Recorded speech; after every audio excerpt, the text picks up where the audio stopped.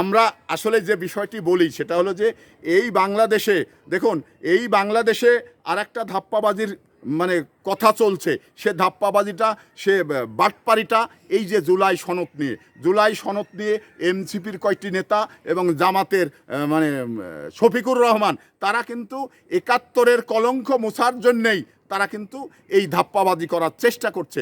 জুলাই যুদ্ধা খালি জামাতের নয়, জুলাই যুদ্ধাতে অংশগ্রহণ শুধু এনসিপি করেনি, সারা বাংলাদেশের মানুষ করেছে। এবং তো সেই ক্ষেত্রে জুলাই মানে স্বীকৃতি শুধুমাত্র জামাত পাবে, এনসিপি পাবে, আর বাংলাদেশে অন্যান্য যারা আন্দোলন করেছে তারা পাবে না, এটা হতে পারে না। কারণ জুলাই সবার, জুলাই এই বাংলাদেশের। যদি জুলাই সনদের স্বীকৃতি দিতে হয় এবং জুলাই যোদ্ধা হিসেবে মানে গণ্য করা হয়, তাহলে সবাই বাংলাদেশের যারাই যুদ্ধে সম্পৃক্ত ছিল সবাইকেই এই যুদ্ধের স্বীকৃতি দিতে হবে।